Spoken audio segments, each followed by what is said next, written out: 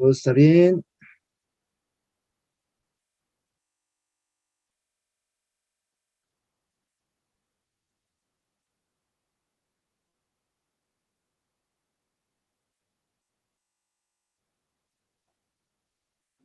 Bien, continuamos.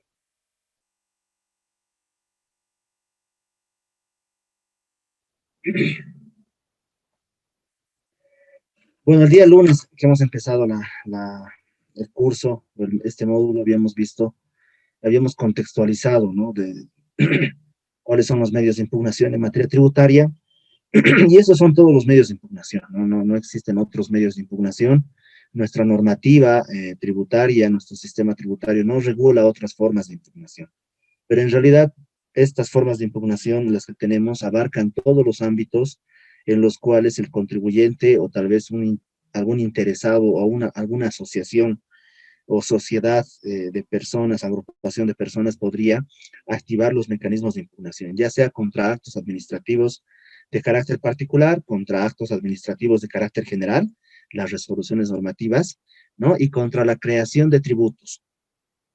Entonces tenemos los medios suficientes de impugnación que los contribuyentes tienen la posibilidad de impugnar, ¿no? Algo importante que se tiene que rescatar es el tema del ejercicio de los derechos, ¿no? Una persona que conoce sus derechos no puede ejercer eh, los mismos. Es diferente cuando una persona desconoce o un contribuyente desconoce cuáles son sus derechos, entonces no va a poder ejercer o reclamar cuando la administración pública, la administración tributaria, qué sé yo, el órgano legislativo a través de la emisión de una ley, de una norma, no va a poder activar estos mecanismos de impugnación, ¿no?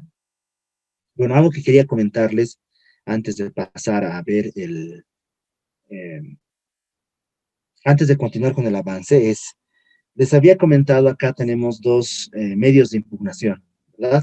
Cuando al contribuyente le notifican con un acto administrativo susceptible de impugnación, que ya hemos visto también qué actos administrativos son susceptibles de impugnación a través del recurso de alzada, ¿no? Eh, Estos actos administrativos, generalmente los que establecen deuda o sanción, ¿no? Como una resolución determinativa o una resolución sancionatoria, pueden ser sujetos de impugnación o bien vía recurso de alzada o bien demanda contencioso tributaria, ¿ya? Esto quiero que tengamos claro porque a veces confundimos, ¿no? La demanda contencioso administrativa con la demanda contencioso tributaria. Y acá la lógica o el esquema de impugnaciones es el siguiente. El contribuyente tiene que decidir qué tipo de impugnación va a interponer.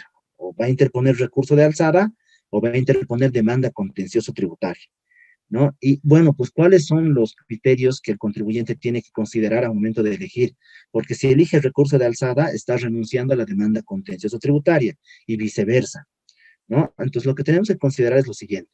El recurso de alzada y jerárquico que estábamos analizando ahora, eh, se rige bajo el principio de informalismo. ¿Esto qué significa? Que el contribuyente puede presentar su impugnación sin necesidades de rigurismos específicos, ¿no? Formalidades excesivas. E incluso la impugnación puede ser, qué sé yo, en una hoja carta, en una hoja oficio, eh, no se necesita la firma del abogado para que se admita, qué sé yo, es el recurso de alzada, no es necesario, puede presentar, lo, el requisito principal, obviamente, va a ser que firme el contribuyente o el representante legal de la sociedad comercial, ¿no? Pero puede presentar sin firma de abogado, no es necesario.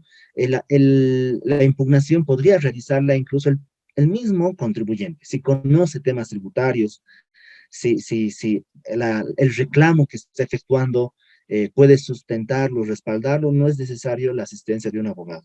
Pero generalmente es recomendable, ¿no?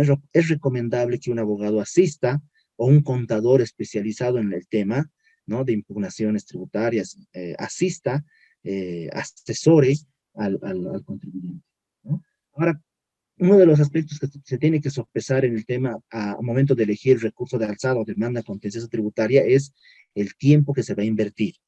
El recurso de alzada, hasta la resolución de recurso de alzada, ¿no? Que es la primera resolución, y después se puede interponer recurso jerárquico, y vamos a continuamos la impugnación hasta la emisión de la resolución del recurso jerárquico, ¿no? Entonces hay una impugnación, una apelación, podríamos decir, ¿no? Dentro de este esquema de impugnación, dura alrededor de 7 meses, ¿no? Ese es uno de los beneficios, podríamos decir, de la elección de la impugnación con el recurso de alzada y jerárquico, ¿no? Que en 7 meses ya se va a resolver toda la impugnación, ¿no? Es un criterio, es un punto bueno que nos puede favorecer al contribuyente para la resolución del caso, sí, ¿no? La autoridad de impugnación tributaria, uno de los beneficios importantes de la autoridad de impugnación tributaria es que tiene el personal capacitado, ¿no? Técnico, eh, que conoce, digamos, temas tributarios, ¿no? Y van a resolver la controversia en el plazo de 6, 7 meses. No se va a demorar más, ¿no? ¿Por qué? Porque cumplen. Es una de las instituciones, podríamos decir, desde mi experiencia, una de las únicas instituciones que cumple con los plazos establecidos en la norma. El Servicio de Impuestos no lo cumple, el órgano judicial peor no los cumple, ¿no? La Aduana Nacional de Bolivia tampoco cumple, ¿no? Pero la Autoridad de Impugnación Tributaria sí cumple. Ahora, uno de los aspectos tal vez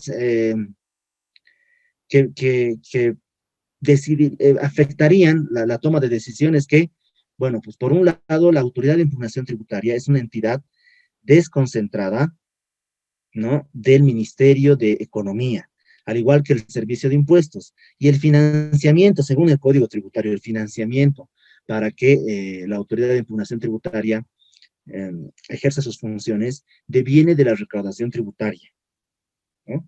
Entonces, hay cierta desconfianza por parte de la población eh, respecto a la independencia, qué sé yo, objetividad para poder resolver los casos de impugnación.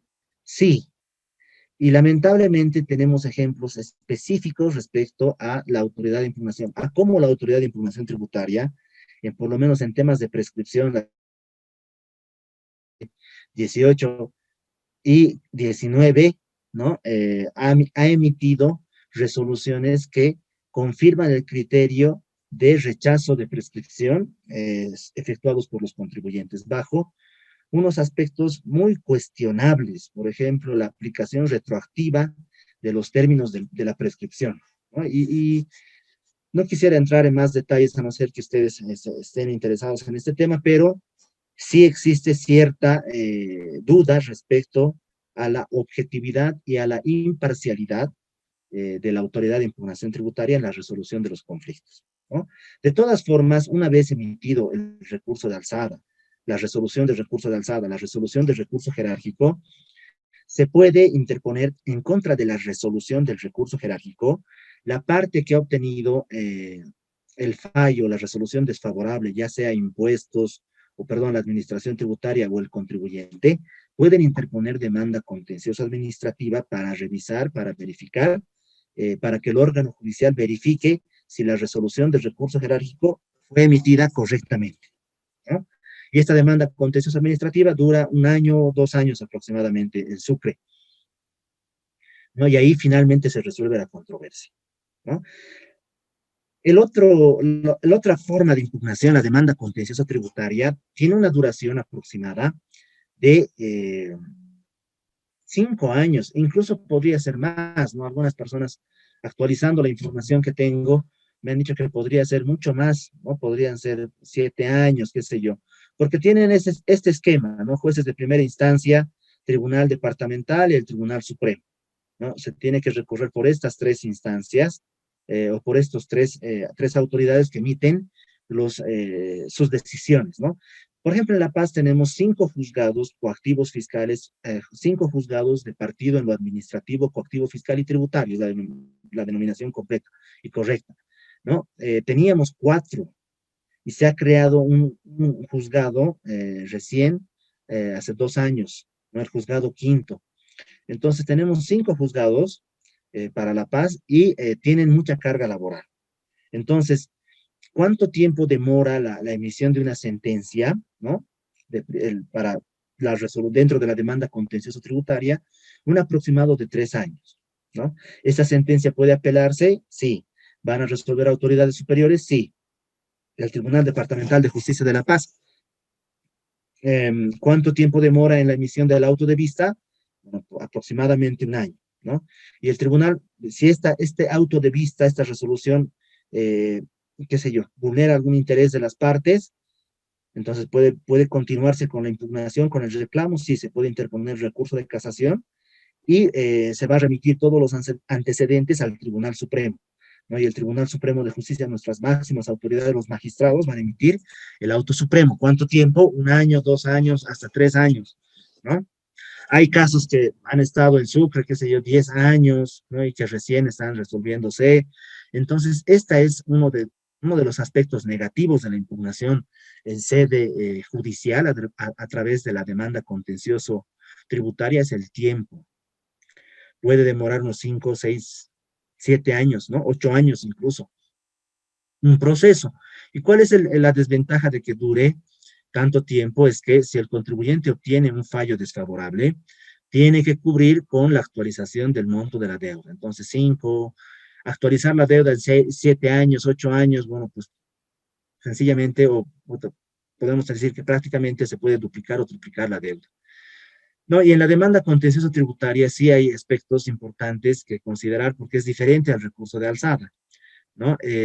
Los jueces son un poco más formalistas al momento de revisar los requisitos, el cumplimiento de los requisitos. Por ejemplo, un ejemplo nada más les doy, la demanda tiene que imprimirse en hoja oficio y los márgenes tienen que ser, la letra el número de letra del documento, del memorial tiene que ser 12, los márgenes superior 5.5, izquierdo 4, derecho 2, inferior 2 centímetros.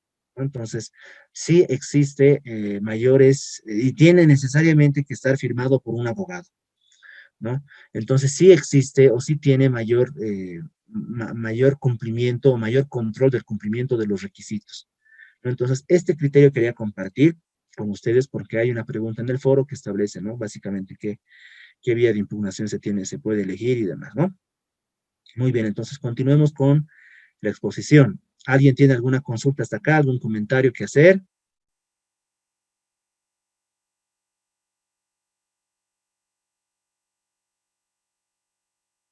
Muy bien. Entonces hemos visto, Eh, ¿no? Primero, sí,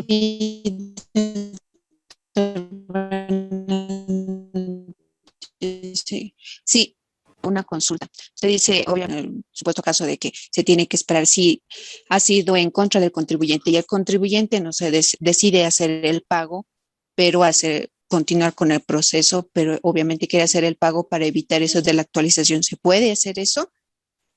sí, sí se puede y es una opción válida para el contribuyente, ¿no?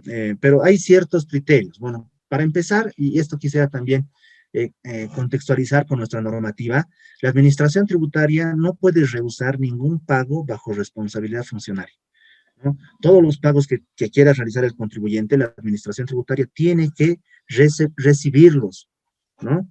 Esto lo podemos verificar del artículo 50 y, perdón,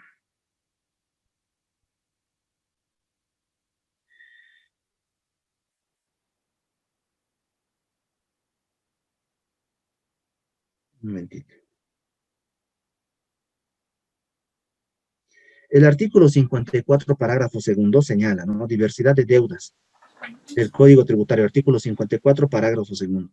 En ningún caso y bajo responsabilidad funcionaria, la administración tributaria podrá negarse a recibir los pagos que efectúen los contribuyentes, sean estos parciales o totales, siempre que los mismos se realicen conforme a lo dispuesto en el artículo anterior, ¿no? ¿Hay una forma para pagar? Sí. Eh, a través del formulario 1000, ¿no? Hay que liquidar la deuda y bueno, dirigir correctamente la deuda o el pago de la deuda. Ahora, ¿el contribuyente podría decidir pagar e impugnar? Sí, ¿no? Podría decidir pagar e impugnar, precisamente para evitar ese tema de la actualización. Ahora, el tema acá es el siguiente, cuando el contribuyente va a impugnar, podemos hablar de la demanda contencioso tributaria y va a demorar unos 8 años, y va a decidir pagar la deuda, tiene que poner en conocimiento que el pago de la deuda es básicamente, ¿no?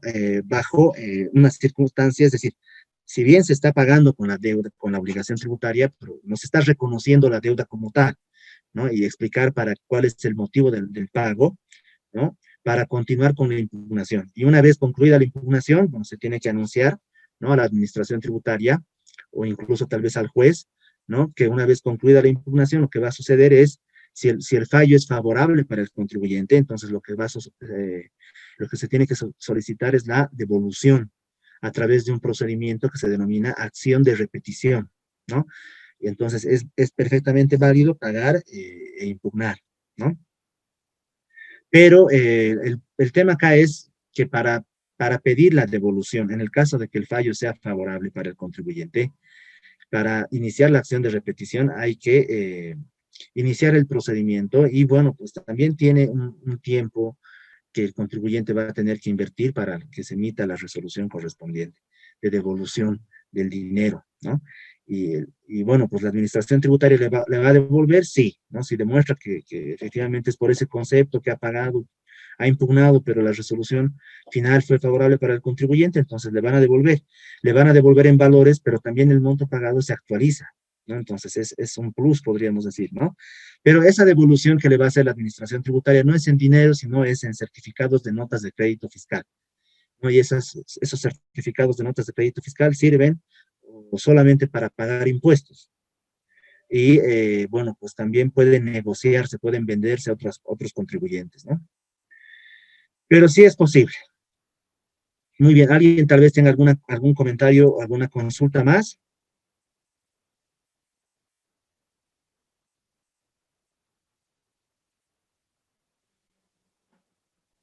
Y hablando esto del tema del pago y el artículo que hemos leído, el artículo 54, les comento que hace tiempo atrás, y esto sucede con la administración tributaria municipal.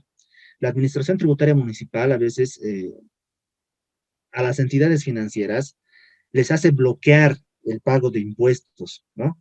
Hace dirigir el pago. Por ejemplo, si una persona tiene deuda, qué sé yo, en La Paz, de hace 10 años atrás del impuesto a la propiedad de bienes inmuebles, o 5 años atrás, podríamos decir, y quiere pagar, qué sé yo, la última gestión que adeuda, generalmente en el sistema de la entidad financiera dice, no, está bloqueado, no nos permite que usted pueda pagar esa gestión, pero sí están habilitadas las gestiones anteriores, ¿no? Entonces, se está dirigiendo, lo que está haciendo la Administración Tributaria Municipal en estos casos es vulnerar lo que está establecido en el artículo 54, parágrafo segundo. ¿Por qué?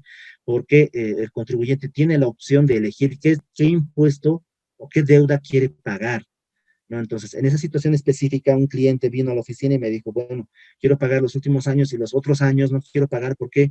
Porque vamos a pedir prescripción, ¿no? Muy bien, entonces, pero en el sistema financiero me dicen que está bloqueado, que no puedo pagar las últimas gestiones. Y yo le digo, bueno, pues eso es una vulneración de la norma. Entonces se presenta la nota correspondiente a la Administración Tributaria Municipal solicitando que se levante esa restricción porque están vulnerando lo que es el artículo 54, parágrafo segundo. En algunos municipios, por ejemplo, en Cochabamba, tengo entendido que para pedir prescripción te piden como requisito también en el alto, ¿no? Que esto está fuera del marco de la ley, es que tiene que tener pagado las 3 últimas gestiones, dice, ¿no? Entonces, te condicionan el ejercicio de un derecho, que es el derecho a la petición, y eso es vulneración básicamente del derecho a la petición, ¿no? Entonces, estas situaciones tienen que considerarse, ¿no? Para ejercer correctamente lo que son nuestros derechos o el cumplimiento, exigir el cumplimiento de la normativa a la administración tributaria. Muy bien, hemos visto la importancia de los medios de impugnación, perdón, la importancia de la jurisprudencia en los medios de impugnación, sí. Más adelante podríamos ver cómo buscar precedentes judiciales, cómo buscar precedentes administrativos que son útiles para poder resolver una controversia, sí, ¿no? Entonces podemos ver la siguiente semana este aspecto, ¿no? Es importante conocer jurisprudencia eh, del Tribunal Supremo, jurisprudencia del Tribunal Constitucional y los precedentes administrativos, sí es importante, por lo menos para los abogados, ¿no? Pero esto no quita que un contador, un profesional en el área contable, ¿no? Qué sé yo, no conozca, ¿no? Es mejor. Para ejercer la profesión, desde su ámbito, bueno, pues tienen que conocer normas, ¿no? Y para ejercer mi profesión, si quiero continuar ejerciendo especializándome en materia de impugnaciones tributarias o defensa de los intereses de los contribuyentes, también tengo que especializarme en temas técnicos. Entonces, nos toca a ambas profesiones complementar nuestro conocimiento, ¿no? Y En doctor, ¿por qué sería importante estos medios de impugnación tributaria? medios de impugnación, no, lo que les dije es importante conocer jurisprudencia para activar los medios de impugnación tributaria. ¿Y por qué es importante? Si esa es la pregunta. ¿O estoy bien? ¿Esa es la pregunta? ¿Por qué es importante los medios de impugnación tributaria? La jurisprudencia. Sí, la Ah, jurisprudencia. ¿Por qué es importante? Porque yo les voy a poner una situación, ¿no? Tengo un cliente, viene a la oficina y me dice, mire, tengo una fiscalización, la administración tributaria me está iniciando por ingresos no declarados. ¿Por qué? Porque el cliente es una discoteca, ¿ya? Es una discoteca. Y me dice, mire, ¿por qué me están estableciendo ingresos no declarados? ¿Por qué? Porque la administración tributaria ha solicitado información a diferentes proveedores que venden mercancía, bebidas alcohólicas y gaseosas, ¿no? La CBN y otras, ha pedido información y estos proveedores han informado que han emitido facturas a mi nombre, pero yo desconozco, yo no compré estos productos, ¿no? No conozco, desconozco, no he comprado estos productos. Entonces, el cliente o el contribuyente asume que en otros lugares, ¿no? Otras personas han puesto, digamos, o han citado el nombre de la discoteca para que se emita facturas a esos nombres. O podría ser que tiendas pequeñas, ¿no? Que han comprado bebidas alcohólicas, bueno, pues, y el proveedor tal vez ha puesto el nombre de la discoteca, nombre y NIT, ¿no? Entonces yo digo, bueno, pues está bien, es una problemática, está desconociendo usted las compras, efectivamente, pero la administración tributaria está asumiendo que esas compras usted ha comprado esos productos y posteriormente los ha vendido, entonces está estableciendo deuda tributaria por ingresos no declarados, ¿no? ¿Está la problemática ahí? Sí, ¿no? Entonces, para resolver la controversia, ¿qué hago? ¿No? Y digo, bueno, efectivamente la administración tributaria tiene que comprobar que efectivamente esas compras estaban dirigidos a la discoteca, ¿no? Que efectivamente esa mercancía se ha entregado a la discoteca, ¿no? Y la administración tributaria en los antecedentes, podríamos decir, ha pedido información a estos proveedores para que puedan demostrar que efectivamente la discoteca ha comprado esos productos, ¿no? Y hay información por parte de los proveedores y demás. La problemática está ahí. Ahora la idea es buscar, ¿no? Hubo casos anteriores que han sido resueltos por el Tribunal Supremo de Justicia o por la Autoridad de Impugnación Tributaria que han verificado esta problemática, ¿no? Entonces, esa es la tarea que tiene que hacer el asesor. Entonces, yo puedo buscar, ¿no? Hay muchas resoluciones emitidas por la Autoridad de Impugnación Tributaria, ¿no? Y también hay bastante información respecto a los fallos que ha emitido el Tribunal Supremo, pero buscando se encuentra, o es posible encontrar. Y en el caso que les estoy comentando, sí he encontrado resoluciones, una resolución de recurso jerárquico que resuelve la problemática y una sentencia emitida por el Tribunal Supremo de Justicia en los cuales le dan la razón al contribuyente. ¿Por qué? ¿Qué señalan? ¿No? El Tribunal Supremo, al igual que la Autoridad de Impugnación Tributaria, señalan la administración tributaria debió agotar todas sus facultades de investigación, de control, de comprobación, para demostrar que efectivamente esos productos, ¿no? han sido entregados a la discoteca, ¿no? Y no solamente basar sus criterios, sus suposiciones en la emisión de unas facturas, ¿no? Entonces, si yo ya tengo esa información como asesor, le podría decir al cliente, mire, este criterio, esta problemática ya ha sido resuelta anteriormente. Entonces, ¿qué tenemos que hacer? ¿No? Tenemos que citar esta jurisprudencia, ¿no? Esta sentencia por parte del Tribunal Supremo y esta resolución de recurso jerárquico para poder eh, an- anticipar un posible resultado, ¿no? Esa es la importancia de conocer jurisprudencia. Y esto no solamente se aplica en esta situación específica que les estoy contando ahora, que es un tema reciente, ¿no? Se aplica para diferentes criterios. Y la jurisprudencia, o sea, conocemos la norma, tenemos la norma, podemos saber de memoria la norma, ¿no? Pero, ¿cómo se aplica en situaciones específicas? cuando existen diferentes criterios de interpretación, ¿no? ¿Quién resuelve? Bueno, por un lado la Autoridad de Impugnación Tributaria y por otro lado el Tribunal Supremo de Justicia, ¿no? Otro criterio que les podría comentar es el tema de la apropiación del crédito fiscal de las facturas que declara el contribuyente, ¿no? ¿Qué requisitos son? Bueno, según la resolución normativa de directorio, hay varios requisitos, ¿no? Pero la ley establece, la ley 843 solamente establece que tienen que existir medios de pago y que esté vinculado con la actividad del contribuyente. ¿De dónde sale el requisito de presentar la factura original? Ese requisito de presentar la factura original nace de la resolución normativa de directorio del sistema de facturación virtual, ¿no? Entonces, ¿qué ha pasado en este caso? ¿No? La administración tributaria depura facturas en un procedimiento de determinación porque el contribuyente no ha presentado la factura original, ¿no? ¿Y qué ha hecho el contribuyente? Bueno, ha extraviado sus facturas, pero ha obtenido fotocopias legalizadas de las facturas. ¿Quién le ha legalizado esas fotocopias de las facturas? El proveedor, ¿no? Y el contribuyente presenta en el procedimiento de determinación fotocopias legalizadas de las facturas. Y la administración tributaria le señala, bueno, pues la norma establece cuáles son los requisitos para la apropiación del crédito fiscal de las facturas. Factura original, medios de pago y que esté vinculado con la actividad del contribuyente. Como no tienes factura original y la norma no dice factura, fotocopia legalizada, entonces te voy a depurar el crédito fiscal de las fotocopias legalizadas de las facturas que me estás presentando, ¿no? El contribuyente, bueno, pues en ejercicio de sus derechos, impugna la situación y finalmente la autoridad judicial, el Tribunal Supremo de Justicia, emite un criterio y señala, ¿no? Con claridad. Solamente la ley 843 establece como requisitos para la apropiación de crédito fiscal los medios de pago y que esté vinculado con la actividad del contribuyente.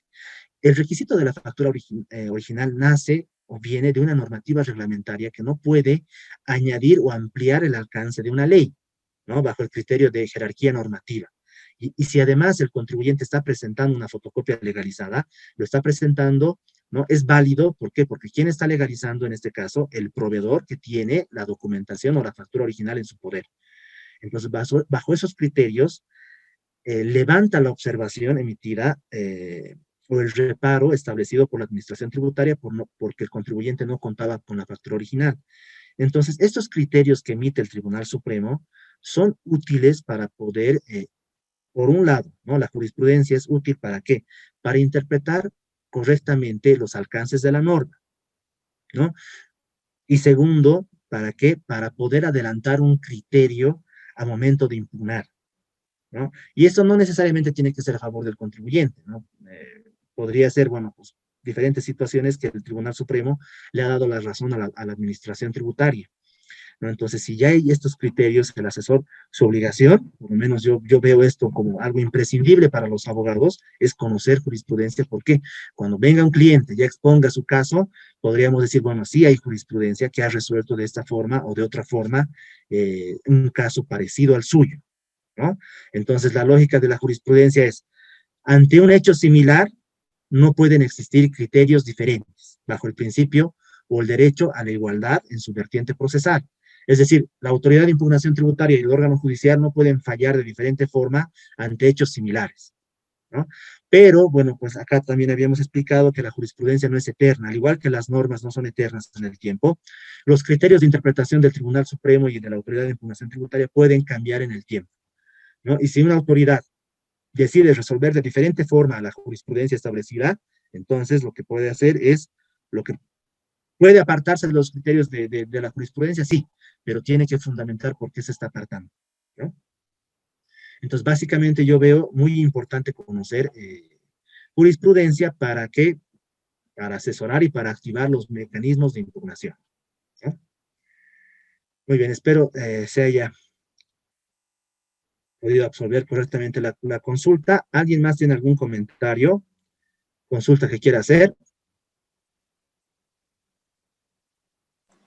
Doctor, una consulta justamente hablando esto de lo que son la presentación de las facturas originales que antes con el antiguo sistema de facturación, el 80% casi eran facturas manuales de las empresas, ahora está al revés, ¿no? Casi ya todas tienen computarizadas o por la página del portal, web y demás, y un 10 o un 5 ya siguen siendo manuales. Bueno, yo me encuentro acá en Santa Cruz y prácticamente ya han empezado a hacer las verificaciones, los impuestos, ya han empezado a llegar notificaciones de impuestos. Y varios de mis compañeros acá me informaban de que están notificando que las facturas electrónicas también sean impresas. O sea, se suponía de que ya las electrónicas las tiene obviamente impuestos nacionales al efectuar la factura, pero están pidiendo que las empresas presenten, o sea, entren a la página, impriman la factura, tengan el físico y luego así poder presentar. O sea, yo tenía entendido de que todo esto del sistema de facturación iba justamente a ayudar a esto, ¿no? O sea, de que no nos llenemos de papel, de que todo sea online y ahora están pidiendo que sea esto impreso. Lo mismo está pasando con los formularios 110. Entonces, los funcionarios, bueno, en muchos casos, en muchas empresas, yo sí les exigía que esa factura electrónica, si bien ellos sabían que estaba impuesto, sabía, pero la persona que revisa el formulario no, entonces yo les exigía que las impriman y que las coloquen. Pero ahora también están exigiendo que las empresas presenten esto. Esto es, o sea, ¿está bien la lógica o están haciendo solamente porque no hay otro mecanismo de control? No sé. Muchas gracias. Bueno, la normativa como tal, como está actualmente para la apropiación de crédito fiscal, la normativa reglamentaria sí establece que se tiene que presentar la factura original, pero tal vez está descontextualizada, ¿no? Con el tipo de facturación, en este caso la electrónica, ¿no? Y tal vez no va precisamente lo que usted está observando con la lógica de la facturación electrónica y tener la información ya en digital, para evitarnos precisamente el tema de tener o de contar, qué sé yo, con estos archivos y tener, digamos, espacios físicos para poder guardar esa documentación e información. Me parece que no va con el espíritu de la norma, ¿no? O con lo que se está pretendiendo hacer, que es en este caso un cambio disruptivo de digitalizar la información, ¿no? Porque sabemos que efectivamente, bueno, pues son diferentes tiempos, ¿no? Y los servidores públicos siempre van a aplicar la norma a rajatabla, ¿no? Sin considerar esos criterios o el espíritu de la norma. Entonces, de momento, considero que es conveniente cumplir todavía con los requerimientos de la administración tributaria, ¿no? Y bueno, pues si te pide que imprimas esas facturas, bueno, pues hay que imprimir, ¿no? Lo que te solicite y presentar para evitarse, por ejemplo, algún tipo de multa, algún tipo básicamente multa, ¿no? Por incumplir con la solicitud efectuada por la administración tributaria.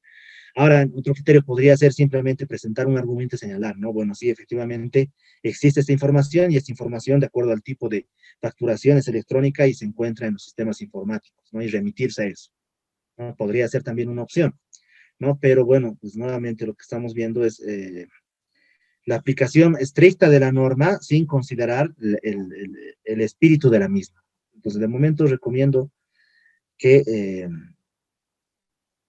se cumplan, ¿no? De momento, porque me imagino que después van a empezar a emitir también, o por ejemplo, las asociaciones, qué sé yo, la Cámara de Comercio, los propios colegios de contadores van a presentar las consultas correspondientes a la administración tributaria respecto a estas situaciones, ¿no? Porque también existen criterios que se podrían activar, la consulta tributaria, ¿no? Y para preguntar, ¿es necesario imprimir? ¿No? Y bueno, pues la respuesta que va a otorgar la administración tributaria, bueno, pues es vinculante para el contribuyente que está consultando, ¿no? Y también, si hay una consulta, se absuelve una consulta respecto a un criterio de interpretación de la norma, también tiene que aplicarse para todos, ¿no? Por más que nuestro código tributario diga que la respuesta a la consulta es vinculante solamente para, para la persona, el contribuyente que hace la consulta, bueno, pues no podría haber dos contribuyentes que realizan la misma consulta y dos criterios diferentes por parte de la administración tributaria. Entonces, sí podría realizarse ese extremo, ¿no? Para evitar esos temas, como usted tiene el reclamo, ¿no? Acudir también a sus colegios y ver, ¿no? Y hacer el reclamo, miren, pero ¿por qué nos está pidiendo la impresión si esto ya es digital y demás, ¿no? Porque sí representa un gasto para una empresa imprimir, ¿no? Y demás. Muy bien, ese sería mi criterio. Muy bien, ¿alguien más tiene alguna consulta, algún comentario que quiera realizar, perdón?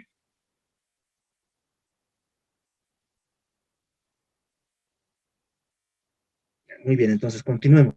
El recurso de alzada, recurso jerárquico, para ver este punto, habíamos visto primero el concepto de acto administrativo, ¿no? Y cuáles son los elementos del acto administrativo.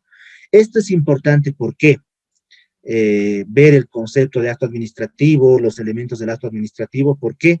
Porque la ausencia de alguno de estos elementos o la falta de fundamentación del acto administrativo va a tener como consecuencia la nulidad del acto administrativo, ¿no? En materia tributaria tenemos, administrativa, perdón, tenemos dos criterios de la nulidad y de la anulabilidad del acto administrativo.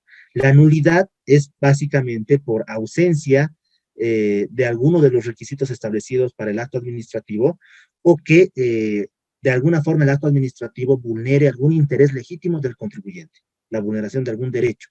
Y la anulabilidad va dirigido un poco más a aquellos vicios o aquella falta de requisitos que no son tan importantes, ¿no? Y que no se demuestre tanto que el contribuyente esté sufriendo algún tipo de vulneración a sus intereses legítimos. Podría ser el error de un dato, ¿no? El error de taipeo, qué sé yo. Esos problemas que pueda tener o errores que pueda tener un acto administrativo son anulables, ¿no? ¿Por qué? Porque se pueden confirmar en el tiempo si el contribuyente no los reclama. ¿Y por qué vemos nuevamente esto? Porque vamos a ver más adelante cuáles son las estadísticas de resolución por parte de la autoridad de impugnación tributaria. ¿Cómo resuelve la autoridad de impugnación tributaria los casos? Bueno, más bien la autoridad de impugnación tributaria, en aplicación del principio de transparencia, ¿no? Expone cómo resuelve sus casos, ¿no? Y más del 50% vamos a ver que los casos resueltos por la autoridad de impugnación tributaria tienen como resultado la nulidad de obrados. Y eso es importante.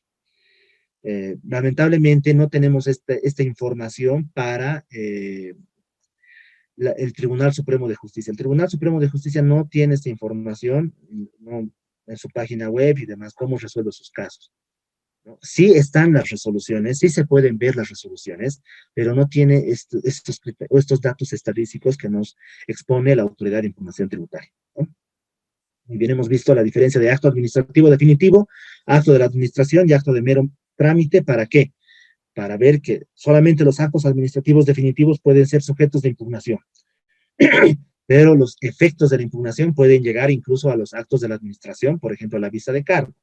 Pero un acto de mero trámite, por ejemplo, un proveído de inicio de ejecución tributaria, no es un acto administrativo susceptible de impugnar, ¿no?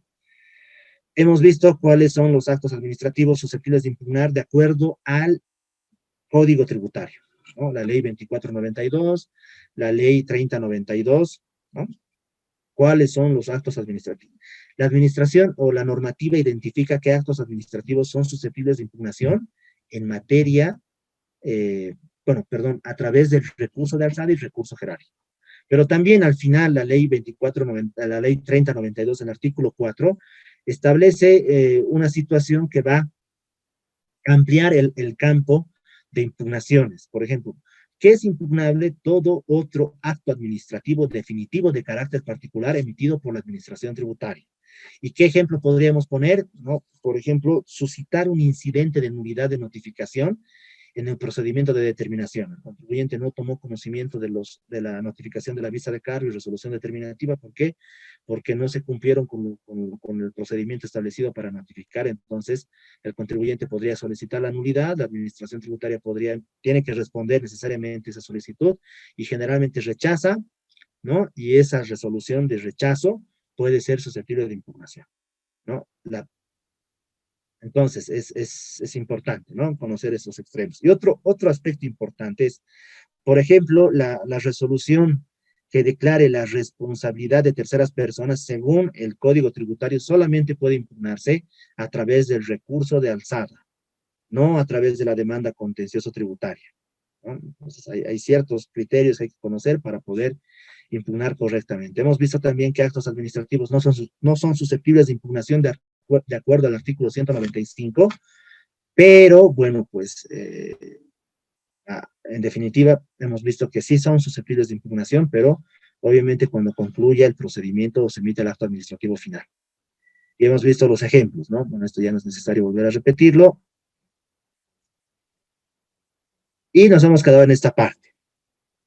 Ahora, es importante que ustedes conozcan, colegas, que la impugnación, el recurso de alzada, es sencillo en su tramitación, ¿no? ¿Y dónde radica el éxito del recurso de alzada? El éxito del recurso de alzada radica básicamente en el documento del recurso de alzada, cómo el contribuyente expone los agravios sufridos por el acto administrativo.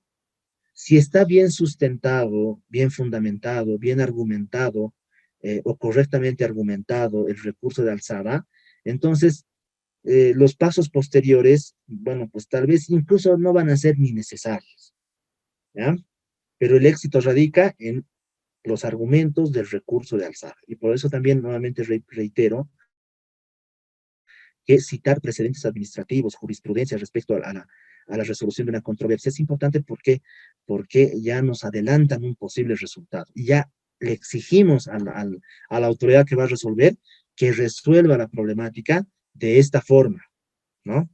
Y también ya podemos abstenernos de impugnar y decir, bueno, pues mira, vas a perder, ¿no? Los reparos de la administración tributaria son correctos, o sea, ¿para qué vas a impugnar? Vas a perder. Preferible es que pagues y que te beneficies de alguna reducción de sanción, ¿no? O del arrepentimiento eficaz en la visa de cargo, ¿no? Porque sabemos que una vez notificada la visa de cargo, se tienen 10 días para pagar sin sanción, ¿no? Entonces, si la visa de cargo está correctamente fundamentada, ¿para qué vas a presentar descargos? ¿Para qué vas a impugnar si vas a perder? Es preferible, bueno, pues acogerse a un plan de facilidad de pago, beneficiarse del arrepentimiento eficaz y pagar, ¿no? Estos criterios son importantes para no perjudicar al contribuyente o al cliente. Muy bien, nuevamente veamos esta parte, ¿no? Es sencillo el procedimiento, quiero que tengan presente que es sencillo. Y el esquema también, ¿no?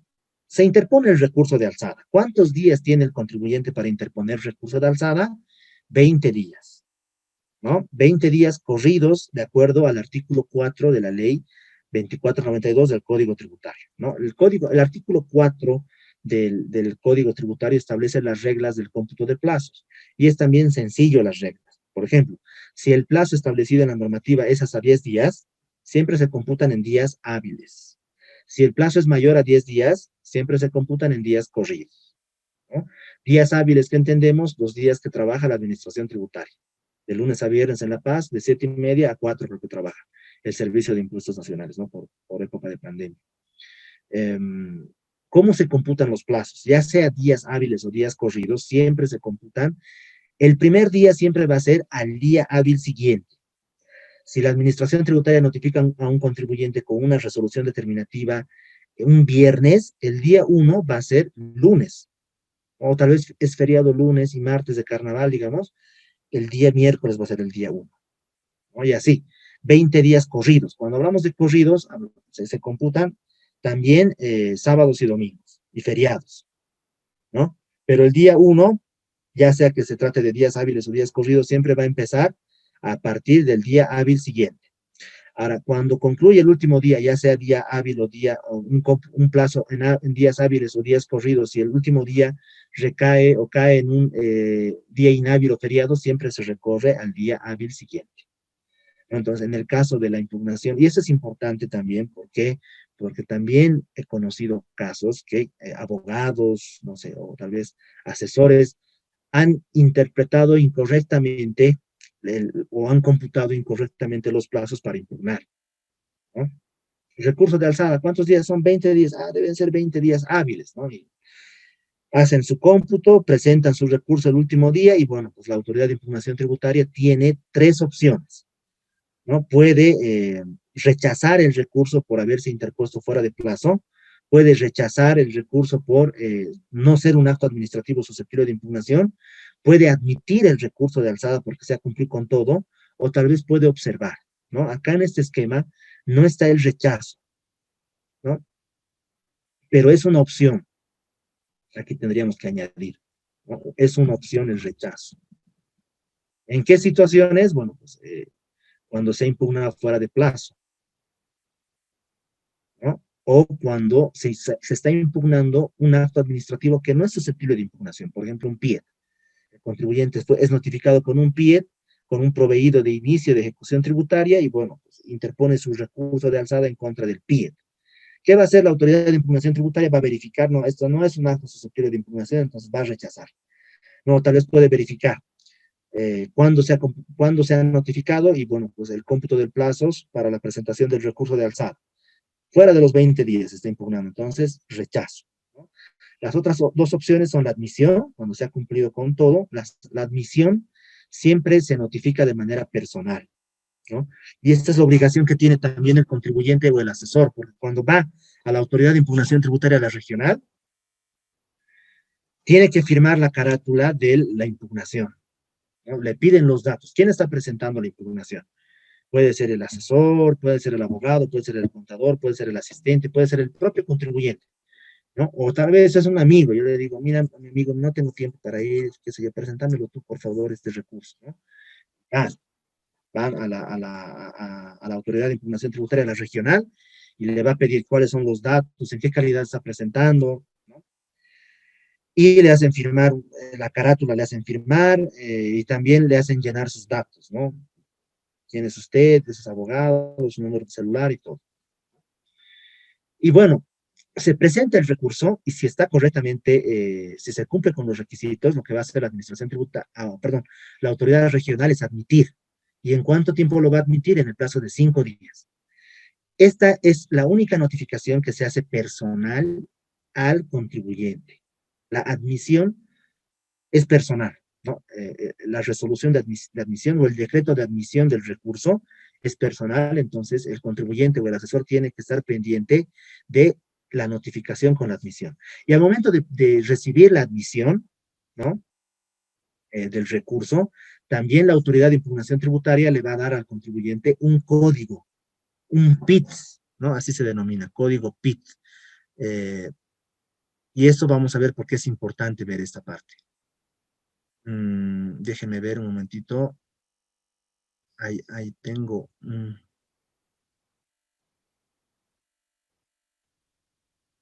Tengo un código PIT y les voy a mostrar ahora. Auto de admisión. Ya, muy bien. Sigue la diapositiva, ¿verdad? O se está viendo el documento PDF, La diapositiva. porque no estoy.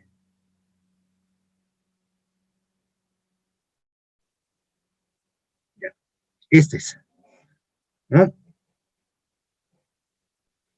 Ahora se ve el documento PDF.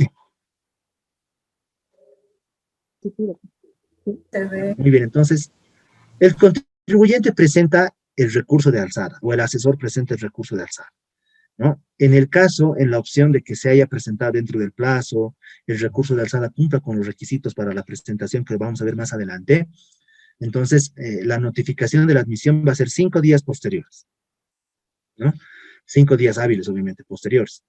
Ahora, le van a notificar de manera personal con el auto de admisión, y este es el ejemplo, ¿no? Siempre asignan un número de caso, el 246-2018, ¿no? Y establecen cuándo le están notificando al contribuyente, ¿no? Este es el 27 de febrero del 2018, a las 4:10, ¿no? Se está notificando al contribuyente con el auto de admisión. Lo que nos interesa ver acá del auto de admisión es el siguiente dato, ¿no?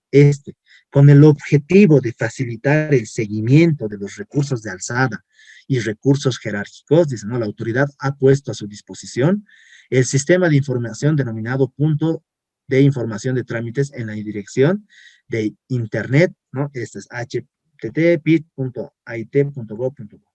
En resguardo, el carácter, en resguardo al carácter reservado de la información tributaria dispuesto por el artículo 67, a través de esta notificación personal se pone a conocimiento que la clave de PIT, de acceso al PIT, es esta, ¿no? Se le insinúa cambiar esta clave en la primera visita electrónica al PIT. Es de un cliente, bueno, y lo voy a utilizar por efectos pedagógicos, nada más, ¿no? Entonces, este caso ya ha sido resuelto, pero veamos, déjeme, es importante hacer lo siguiente, pero no sé cómo compartir avanzado, dice. Parte de la pantalla, archivos. Quisiera compartir mi máquina para que ustedes, para que podamos ver a Google Drive, Google Chrome.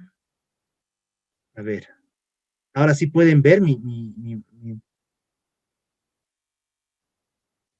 ¿se puede ver? Sí, sí, sí. Estoy en Google, ahora, ¿sí? Sí, se puede ver. Ya, muy bien. Entonces, ponemos en el Google, en el buscador, AIT Bolivia, ¿no? Y vamos a tener este resultado, ¿no? Inicio, AIT, Autoridad de Impugnación Tributaria. Vamos a ingresar, ¿no? Autoridad de Impugnación Tributaria, y acá vamos a ver diferentes opciones. Está, ¿verdad? Se está viendo esto, ¿no? Sí, Muy bien, entonces ingresamos a PIT y vamos a poner el dato anterior, ¿no? El número de expediente, vamos a poner acá el número de expediente, el 246-2018, ¿no? 0240, tal cual como estás, tiene que estar. A ver, vamos a poner acá 0246, así está, en el documento que hemos visto, 0246, quebrado 2018, ¿no? Ya, muy bien, y acá importante porque tenemos dos, ¿no? Hay dos PITs, uno para el sujeto pasivo y otro para administración tributaria. No estamos poniendo el número de expediente primero y luego vamos a copiar el número de PIT que hemos visto en la página anterior. ¿No? Es U8, Y mayúscula, ITP. A ver, perdón, para hacer esto, me voy a ayudar de mí.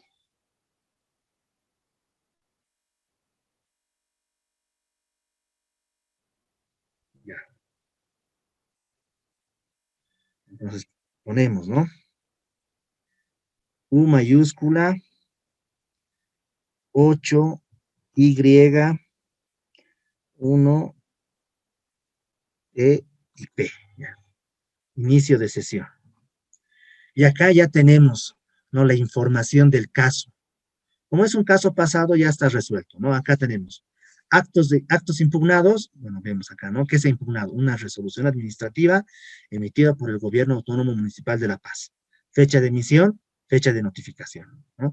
Actos impugnados, perdón, montos impugnados, ¿no?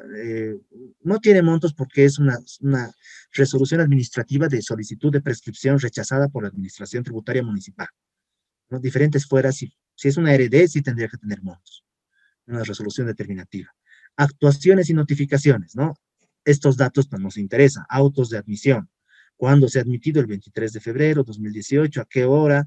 Notificación por cédula, de la autorización por cédula, auto de término de prueba, presentación de pruebas, proveído de recepción de alegatos del contribuyente y la resolución del recurso de alzada, ¿no? El 21 de mayo 2018. Acá, ¿por qué tiene la autoridad de impugnación este dato de horas? ¿No? Porque todas las notificaciones, la única notificación que se realiza de manera personal es la admisión, ¿no? Porque hemos visto que le entregan al contribuyente y le dan, digamos, ese PIT, ¿no? Esa clave para que pueda ingresar a esa parte. Después, todas las notificaciones se realizan los días miércoles en secretaría, ¿no? Pero se tiene que recoger al día siguiente jueves, ¿no? No el mismo miércoles, no se puede recoger las notificaciones. Se tiene que ir jueves. ¿Por qué? Porque hay un libro de notificaciones, ahí tiene que revisar el asesor, el contribuyente, qué sé yo, o el contador, y tiene que ver, está por horas las notificaciones, ¿no? Acá 16:10, notificación al sujeto pasivo, el 27 de febrero, 16:10, ¿no? El auto de admisión. Notificación a la administración tributaria, el 2 de marzo, a las 16:10. Después, todas las otras notificaciones son el mismo día, ¿no? El 21 de marzo, todos son miércoles, ¿no? Si revisamos el calendario de la gestión 2018, 21 de marzo era miércoles, 4 de abril era miércoles, 2 de mayo era miércoles, ¿no? 8:57,00, según, 8:57,005 segundos.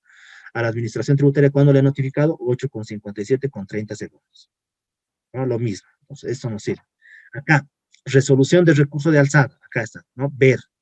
¿Cómo, cuál ha sido la decisión? Acá, ¿no? Revocatoria parcial, dice, ¿no? Resolución administrativa.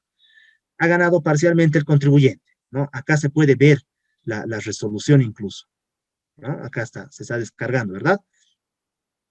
Acá vemos, ¿no? Cómo ha sido resuelto el caso. Al final podemos ver, ¿no?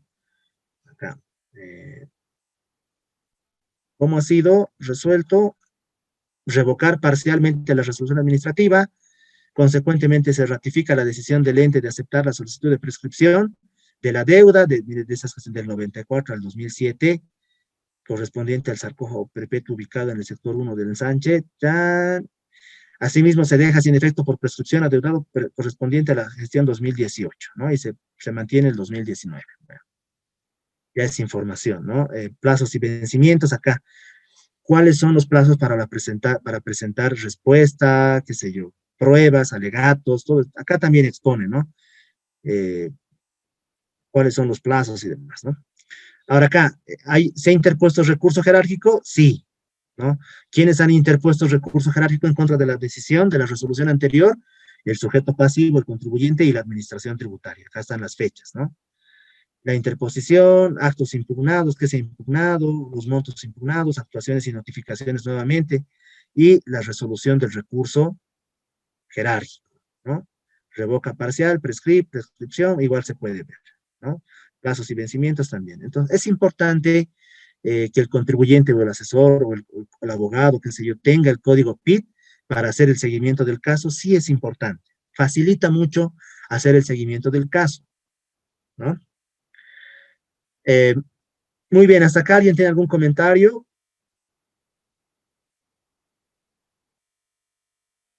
Si cambio, ahora la diapositiva o me he quedado en la página de la autoridad. Se ve en la página. Pues tengo que dejar de compartir. Muy bien, ¿alguien tiene algún comentario hasta acá? Eso es importante y es práctico, ¿no? Lo que acabamos de ver.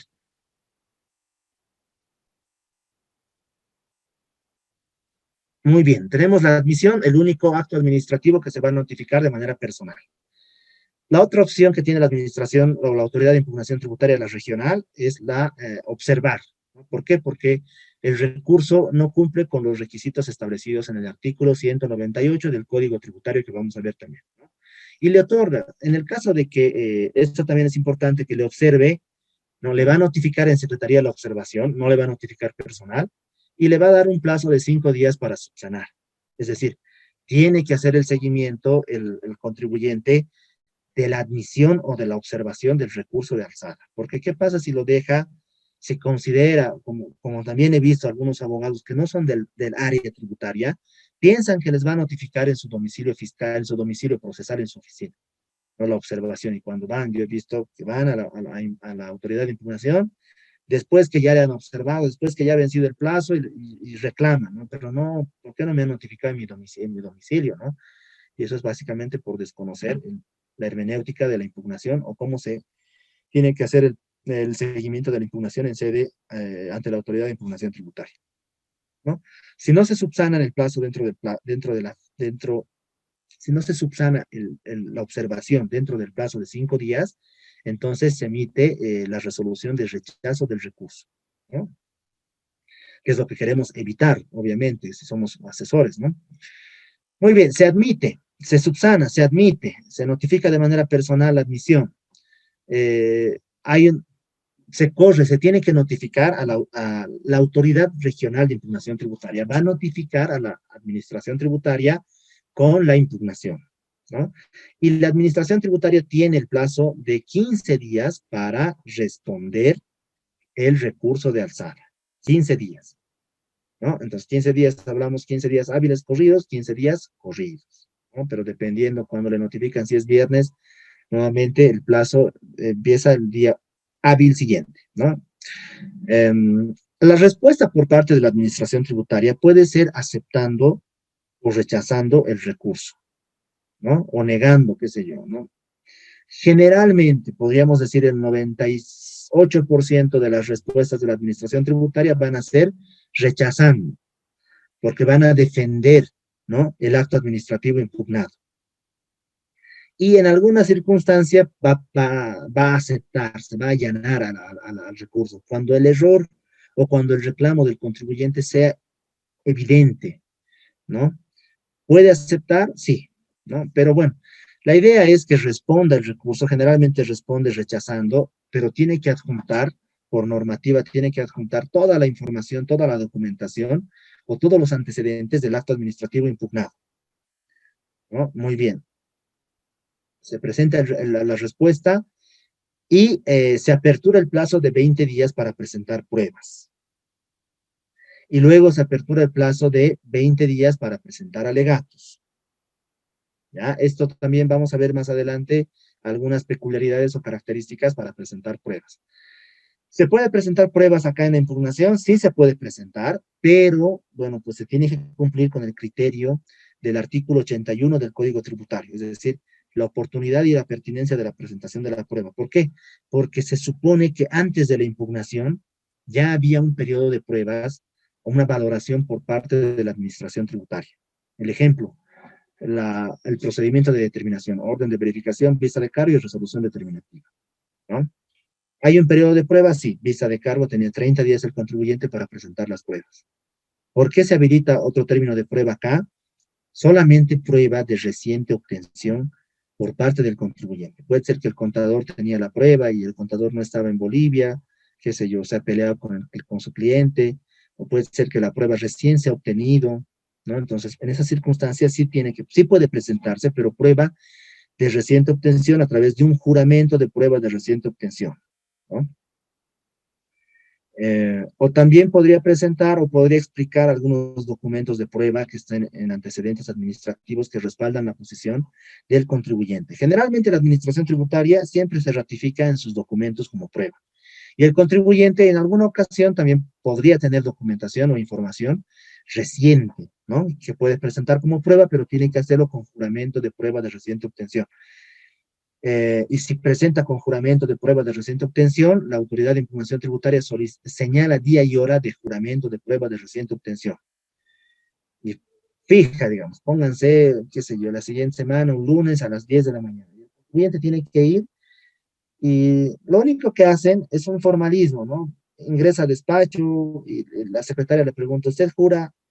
Haga la señal de, qué sé yo, de su creencia, jura que la prueba que está presentando es de reciente obtención y el contribuyente sí jura, y así termina, ¿no? Ese es un pequeño procedimiento que se realiza para la presentación de las pruebas de reciente obtención. Concluye el periodo de pruebas de reciente obtención en 20 días y se apertura el periodo de alegatos, 20 días también.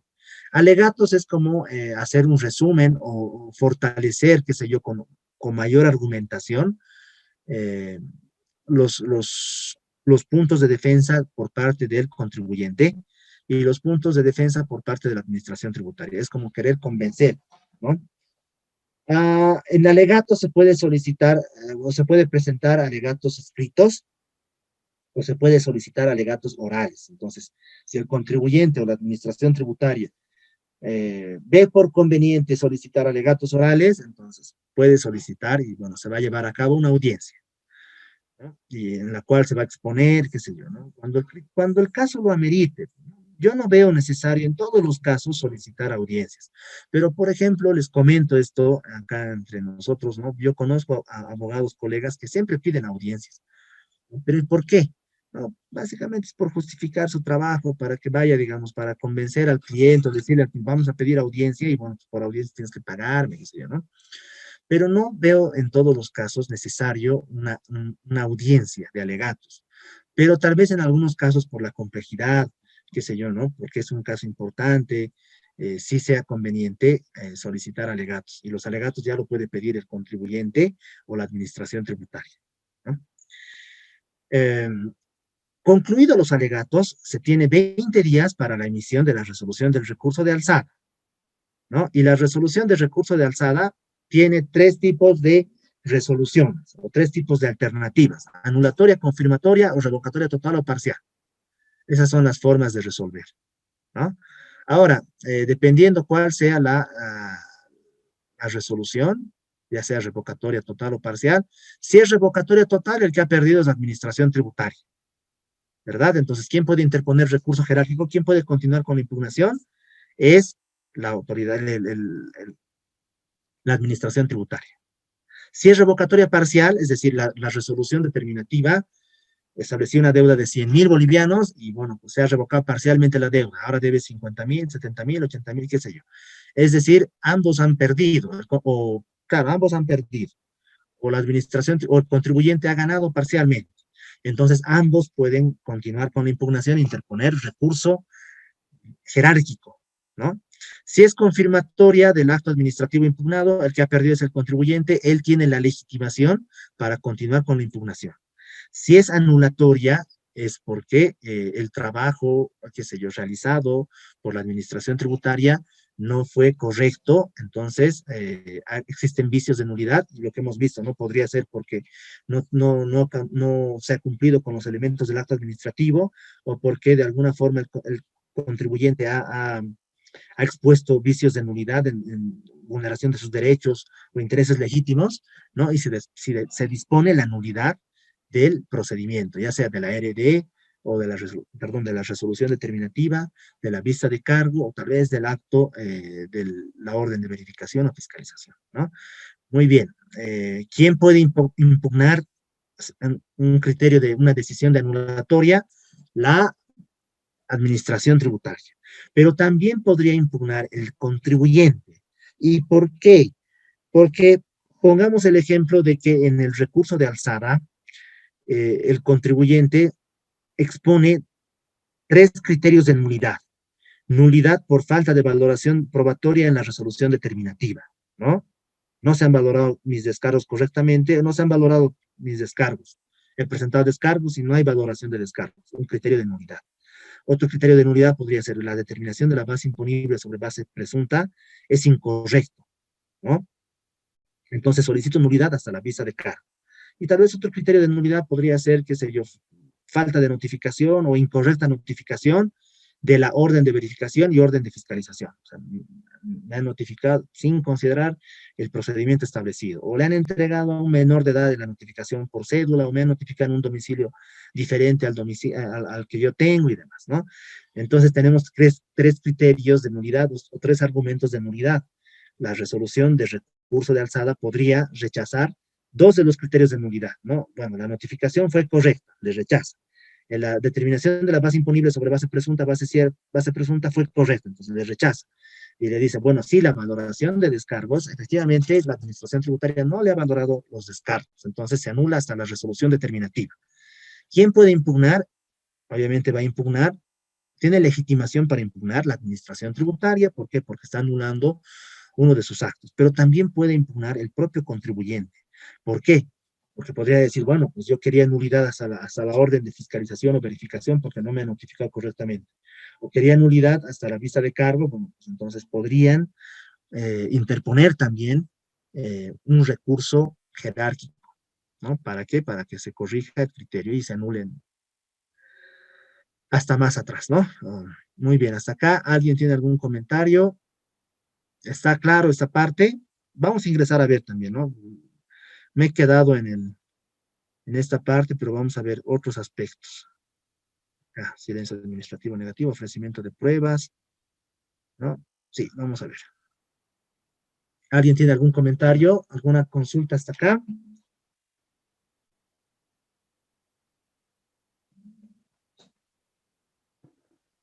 No, muy bien. Entonces, el criterio del plazo para impugnar son 20 días, ¿no? Y ya hemos explicado cuál es, cómo se tiene que computar, ¿no? Nos remitimos al artículo 4 del Código Tributario. Ahora, lo que les había comentado, el éxito de la impugnación del recurso de alzado radica en la formulación de los argumentos del recurso de alzada, ¿no? Pero bueno, pues se tiene que cumplir además con ciertos requisitos para interponer el recurso de alzada y el recurso jerárquico, ¿no? Y el artículo 198 del Código Tributario establece cuáles son los requisitos, ¿no? Los recursos de alzada y jerárquico deberán interponerse por escrito, ¿no? Mediante memorial o carta simple debiendo contener, bueno, lo que habíamos visto, ¿no? Memorial o carta simple. Bajo el principio de informalismo que rige en materia tributaria de impugnaciones, entonces, puede ser con firma de abogado o puede ser sin firma de abogado.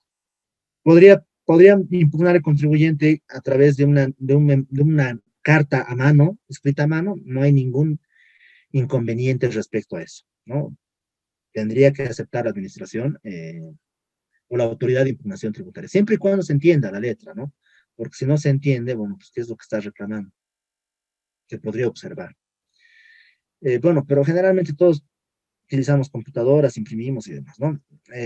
¿Cuáles son los requisitos? Primero, señalamiento específico del recurso administrativo. Ahora, ¿y esto por qué es importante esto, estimados colegas, licenciados?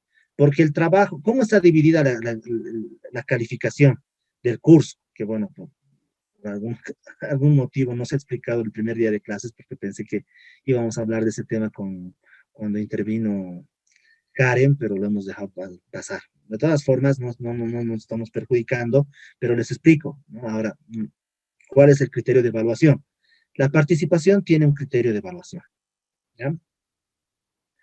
Permítanme, acá voy a... Participación, tenemos un control de puntos.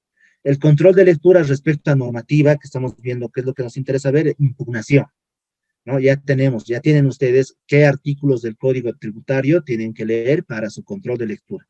Eso sí, la fecha de control, no sé qué día está programado. El foro, tenemos un foro, 2 preguntas para esta semana, que también el día de hoy ya se ha explicado, ¿no? Entonces, que van a poder ustedes plasmar, digamos, su criterio respecto a la posición del docente, que no necesariamente tiene que ser correcta, ¿no? La participación, 10 puntos para esta semana, ¿ya? Que han participado el día de hoy. Eso quiero anotar también, pero bueno, hay estudiantes más activos que otros, ¿no? Ahora, el trabajo práctico, el trabajo final tiene una calificación de 40 puntos. Para la siguiente semana también tenemos foros 3 y 4 por 5 puntos y la participación 10 puntos.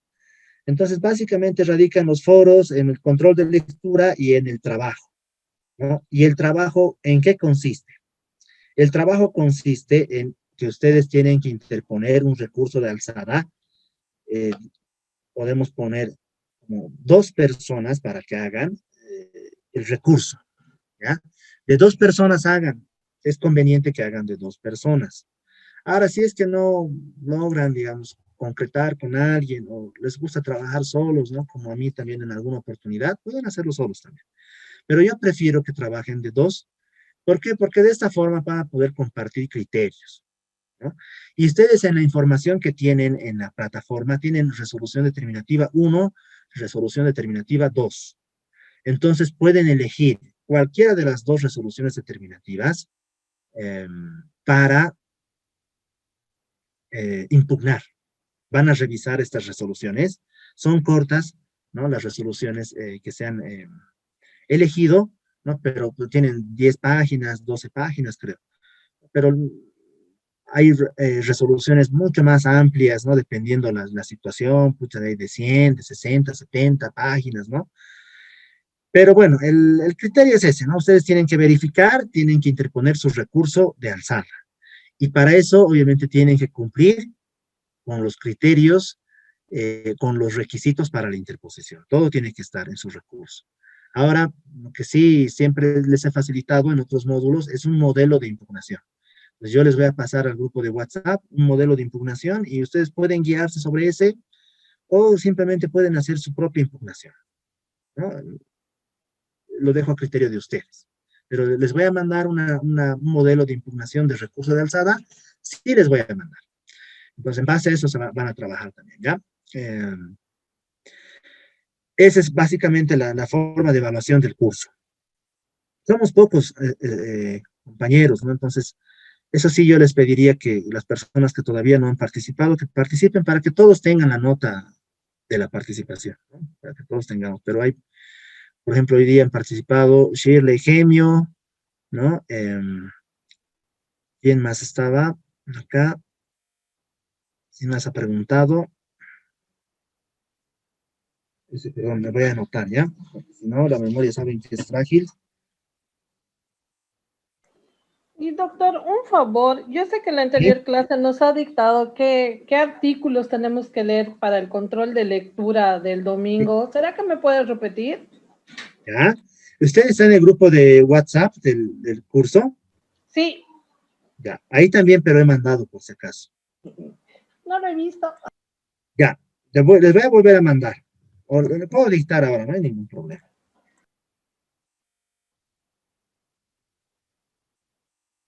Pero les voy a mandar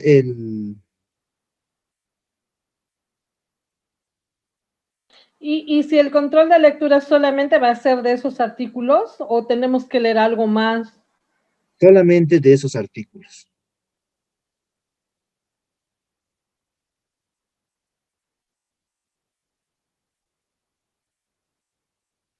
No sé dónde, ¿cómo se llama el grupo del curso? Está como gestión tributaria. Tributaria, ¿no ves? Vamos con tributaria.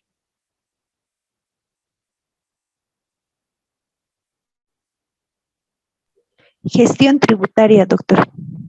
Ah, gracias. Gestión tributaria, sí, perfecto. Entonces acá está. Tienen que leer del artículo 143, 144. Vamos a poner el mensaje acá. Artículos 143, 144 y del 195 al 219 del Código Tributario y artículo 4 de la Ley 3092. De todas formas, lo que estamos viendo ahora es básicamente el desarrollo de esos artículos, ¿no? Pero obviamente ustedes tienen que conocer, tienen que leer y bueno, pues igual van a dar su control en función a esto, que es un control sencillo también, ¿no? Muy bien. ¿Alguien tiene alguna consulta más, comentario que quiera hacer?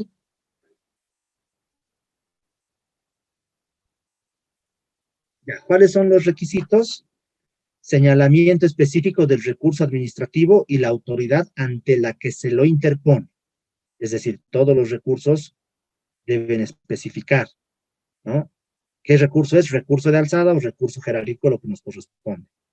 ¿Y ante qué autoridad? La autoridad de impugnación tributaria tenemos, según el propio código, 4 autoridades, ¿no? Regionales y una autoridad general. La Paz, Cochabamba, Santa Cruz y Sucre tienen autoridades regionales de impugnación tributaria. Los otros departamentos tienen también autoridades, pero no son regionales, tienen otra denominación, ¿no? Pero en el caso de La Paz, hay que interponer, ¿no? Recurso de alzada. Autoridad ante la que se le interpone, autoridad de impugnación regional, o directora de la Autoridad Regional de Impugnación Tributaria La Paz o Santa Cruz o Cochabamba o Sucre, ¿no?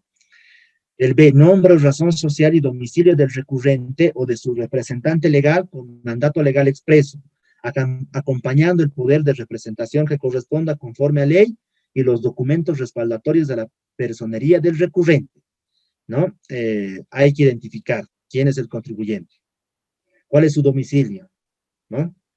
En el caso del representante legal, en el caso del contribuyente, empresas unipersonales o contribuyentes personas naturales, entonces solamente, bueno, se señala, ¿no? Se tiene que adjuntar fotocopia de carnet, ¿no? Básicamente eso. Y obviamente el acto administrativo impugnado, vamos a ver, como otro requisito. Pero en el caso de que sea una sociedad comercial, se tiene que presentar el, el mandato, ¿no? Del representante legal o del apoderado, ¿no? Y el apoderado, eso es importante, tiene que tener facultades específicas para interponer o para personarse ante la autoridad de impugnación tributaria, presentar recursos de alzada y demás, ¿no? Yo les comento acá una situación, por ejemplo, tenía un contribuyente que no podía conseguir o estábamos muy al borde de la presentación del recurso y no era posible conseguir, qué sé yo, su poder de representación, ¿no? O los documentos respaldatorios de su personería del recurrente. En este caso, ¿qué documentos respaldan la personería del recurrente? Su acta de constitución, su matrícula de comercio, su NIT, ¿no? Entonces, ¿qué hemos decidido? Obviamente, para ganar un poco de tiempo, hemos presentado, y bueno, nos faltaba documentos respaldatorios de la personería, ¿no? Entonces, a conocimiento de eso, ¿no? A conciencia, bueno, presentamos dentro del plazo, nos observan y hasta que nos observen nos van a dar 5 días y hasta ese plazo vamos a tener para conseguir esta información, ¿no? Que podría utilizarse como un, qué sé yo, como un tip, ¿no? Que podría ser útil en algunas circunstancias, sí, ¿no? Pero bueno, al momento de interponer, ya el asesor tiene que estar solicitándole al contribuyente que tenga esa documentación para que se presente y no tenga ningún tipo de observación el recurso. Indicación de la autoridad que dictó el acto contra el que se recurre y el ejemplar original, copia o fotocopia del documento que tiene dicho acto, ¿no? Acá falta la diligencia de notificación, ¿no? Pero debemos entender que también se tiene que adjuntar este documento. ¿Quién ha emitido el acto? Obviamente en los documentos que ustedes tienen que van a revisar las resoluciones determinativas, es la Gerencia Distrital La Paz 1, Gerencia Distrital La Paz 2, creo que es solamente la Gerencia Distrital del Servicio de Impuestos, ¿no? Pero hay una firma de una persona, de un gerente. Entonces, ahí tienen que indicar quién es el gerente y tienen que adjuntar, bueno, no van a adjuntar en el trabajo que tienen que realizar, pero es importante adjuntar el original o la copia, ¿no? Sí. Es importante adjuntar la notificación, sí, porque en función a la notificación, la Autoridad Regional de Impugnación Tributaria va a verificar si se interpuso el recurso en el plazo o no. Otro concepto u otro requisito importante es identificar el detalle de los montos impugnados por tributo, por periodo de fecha, según corresponda, así como la discriminación de los componentes de la deuda tributaria consignados en el acto contra el que se recurre. Esto va dirigido específicamente para resoluciones determinativas. En una resolución determinativa podría tener diferentes conceptos, ¿no? IVA, IT e IUE sobre base cierta, IVA, IT e IUE sobre base presunta, determinados montos. El contribuyente podría decir, bueno, IVA, IT e IUE sobre base cierta, estoy de acuerdo, no voy a impugnar, ¿no? Es correcto el trabajo, entonces podría decidir incluso pagar, pero el IVA, el IT y el IUE base presunta, eso es lo que yo voy a impugnar y tiene que identificar, ¿no? Aspecto importante. ¿Dónde radica el éxito de la impugnación? Nuevamente les había comentado, en los fundamentos, ¿no? En los fundamentos de hecho y de derecho. Tiene que considerar, tiene que exponerse correctamente qué es lo que se está reclamando, ¿no? Fijar con claridad la razón de la impugnación, exponer fundadamente los agravios que se invocan e indicar con precisión lo que se pide, ¿no? En el petitorio, ¿qué es lo que pides? ¿Pides revocatoria, pides nulidad, pides anulabilidad, qué sé yo? ¿No? Eso es importante. Identificas cuál es el criterio el criterio errado en la resolución determinativa y tienes que exponer por qué lo vas a impugnar. Los fundamentos, de hecho, es la situación, el contexto en la cual se ha emitido la resolución determinativa, ¿no? Y por ejemplo, podría ser, la impugnación podría radicar en la notificación incorrecta, ¿no? También tiene que exponerse cómo se ha notificado, qué día se ha notificado, por qué se considera incorrecto, y los fundamentos de derecho es, bueno, la normativa establece que se debe notificar de esta forma, pero en los hechos se ha notificado de esta otra forma, entonces hay vulneración y demás, ¿no? Este es el aspecto más importante, va a ser este. En el recurso jerárquico, dice, ¿no? El inciso F, señalar el domicilio para que se practique la notificación con la resolución que lo resuelva. Entonces, vamos a corregir el criterio anterior. ¿Qué es lo que se notifica de manera personal en el recurso de alzada? Se notifica el auto de admisión. Después, todas las notificaciones son en secretaría los días miércoles. Cuando ya pasamos a la otra etapa, recurso jerárquico, todo se notifica los días miércoles en la Autoridad General de Impugnación Tributaria en La Paz, Plaza España. Una sola Autoridad General de Impugnación Tributaria que está en La Paz, Plaza España. Cuando los contribuyentes interponen recurso jerárquico en Cochabamba, Potosí, Oruro, qué sé yo, Sucre, todos vienen a La Paz, ¿no? Para el jerárquico, tienen que venir a La Paz. En el recurso jerárquico, un requisito es señalar domicilio, porque la resolución del recurso jerárquico, ¿no? La resolución del recurso de alzada que se notifica en secretaría, se va a practicar de manera personal también en el domicilio señalado por el contribuyente. Y finalmente, el lugar, fecha y firma del recurrente. Esos son los criterios que se tienen que cumplir para el recurso jerárquico y recurso de alzada. ¿Hasta acá alguien tiene algún comentario que quiera realizar, alguna consulta? Buenas noches, doctor. Sí. Una consultita. ¿Cuándo se debería aplicar la demanda contencioso administrativa? Muy bien, gracias por la pregunta. Y esto es importante. Ok. ¿Por qué es importante? Porque tenemos que diferenciar los actos los medios de impugnación. Entonces vamos a retroceder en las diapositivas a la primera. La demanda contenciosa administrativa, ¿cuándo procede? Después de la resolución del recurso jerárquico. Acá lo que habíamos explicado es, se notifica, pongamos como ejemplo una resolución determinativa. Le notifican al contribuyente la resolución determinativa, él debe escoger o bien recurso de alzada o bien demanda contencioso tributaria, que también ya hemos expuesto los pros y contras y qué sé yo. A grosso modo, cuál es el tiempo que se implica, qué sé yo, las características de cada uno de ellos, ¿no? Demanda contencioso tributaria, hemos visto en el esquema también acá, ¿no? Sentencia, auto de vista, auto supremo. Unos 7 años, 5 años aproximadamente va a demorar. Ahora, el recurso de alzada y recurso de alzada va a ser resuelto por la Autoridad Regional de Impugnación Tributaria. Aplicamos el criterio de doble instancia, el derecho que tienen las personas de que no sea una sola autoridad la que vaya a revisar su caso. ¿Por qué? Porque podría cometer un error, podría cometer errores. Entonces, hay este criterio de doble instancia de que otra autoridad de mayor jerarquía pueda resolver la controversia. Entonces, nos remitimos al recurso jerárquico que va a ser resuelto por la Autoridad General de Impugnación Tributaria. Autoridad Regional de Impugnación Tributaria tenemos La Paz, Cochabamba, Santa Cruz, Sucre. Autoridad General de Impugnación Tributaria tenemos solamente una que está en La Paz, en la Plaza España, ¿no? Una vez emitida la resolución de recurso jerárquico, dependiendo cuál sea la forma de resolución, siempre va a haber alguien que ha perdido, otro que ha ganado, o ambos han perdido, ¿no? Pueden interponer recién la demanda contencioso administrativa. Este es otro, la demanda contencioso administrativa. ¿Cuál es la lógica de la demanda? Es que todos los actos administrativos emitidos por el órgano ejecutivo, y hablamos del órgano ejecutivo, ¿por qué? Porque la autoridad, el servicio de impuestos corresponde al órgano ejecutivo, la aduana corresponde al órgano ejecutivo, la autoridad de impugnación tributaria, general de impugnación tributaria corresponde al órgano ejecutivo. Todos los actos que emite el órgano ejecutivo pueden ser sujetos a control por parte del órgano judicial. Entonces, la resolución de recurso jerárquico concluye la impugnación en sede administrativa, pero esa decisión todavía no puede ser, todavía no es la final.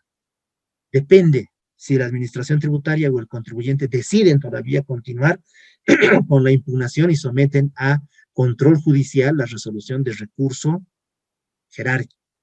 Y ahí recién viene la demanda contencioso administrativa, que es diferente a la demanda contencioso tributaria. ¿Quién va a resolver la demanda contencioso administrativa? Directamente el Tribunal Supremo de Justicia, la Sala Social Primera o Sala Social Segunda del Tribunal Supremo de Justicia. Pero en cambio la demanda contencioso tributaria es, bueno, primero es la sentencia de jueces de primera instancia en La Paz, luego la apelación a autos de vista y finalmente va a emitirse auto supremo en el Tribunal Supremo de Justicia, ¿no? Esa sería la respuesta. ¿Alguien más tiene algún comentario? ¿Está claro esa parte? No nos tenemos que confundir demanda contencioso administrativa, que viene después del recurso de alzada y jerárquico, y la demanda contencioso tributaria, que es otro medio de impugnación paralelo al recurso de alzada. Muy bien, entonces como no hay dudas, permítame, voy a sacar. El ¿Sí? trabajo que nos dijo que era para la próxima semana, nosotros tenemos que crear un caso, o sea, Ya. armar un caso y resolverlo con el recurso de alzada o jerárquico, ¿eso dice? No, no, no, no. No lo entendí. Ya. Lo que tienen que hacer No es conformar grupos de 2 personas para hacer. ¿Qué es lo que sé. tienen que hacer? Tienen que plasmar un recurso de alzada, ¿no? Recurso de alzada. Y para eso, yo les voy a mandar un modelo de un recurso de alzada, pero ¿con qué tienen que cumplir? Con los requisitos que hemos visto del artículo 198 del Código Tributario. Ustedes en el sistema, en plataforma de la fundación, ya tienen 2 resoluciones determinativas en PDF, la 1 y la 2. Entonces tienen que elegir cuál de las 2 resoluciones determinativas quieren impugnar. ¿Ya? Incluso les podría mandar una más, no sé si es que es conveniente o no, pero me parece que con esas 2 es suficiente. ¿No? Pero hay otro modelo más, sí que es corto, sí también, ¿no? Pero si quieren les puedo mandar esa más, pero no sé si es conveniente. Pero ya tienen 2 resoluciones determinativas para escoger cuál de las 2 quieren impugnar y plasmar un recurso de alzada. Su trabajo final es presentarme un recurso de alzada en grupos de 2 personas, y si quieren trabajar solos, bueno, pues hagan también solos, ¿no? Pero prefiero que hagan de 2 porque así van a poder compartir criterios. ¿Ya? Muy bien, eso sería todo para la clase de hoy. Nos conectamos el día lunes y saben, no se ha conversado en la primera clase, pasamos lunes, martes y viernes, ¿no? Les agradezco mucho la comprensión para poder cambiar el día miércoles por martes, porque yo tengo otra actividad también con la fundación. ¿Alguien tiene algún comentario más, alguna duda? De todas formas, también tenemos el grupo de WhatsApp. Yo estoy en el grupo de WhatsApp y ahí también pueden escribir. También tienen mi número ahí en el grupo de WhatsApp. Si quieren hacer alguna consulta interna, háganme también, ¿no? Generalmente siempre estoy conectado, pero a veces no respondo ese momento, ¿no? Porque estoy con alguna actividad, pero también les voy a poder responder, pero les voy a responder sí o sí. Voy a sacar una fotito para ver quiénes están presentes, ¿ya?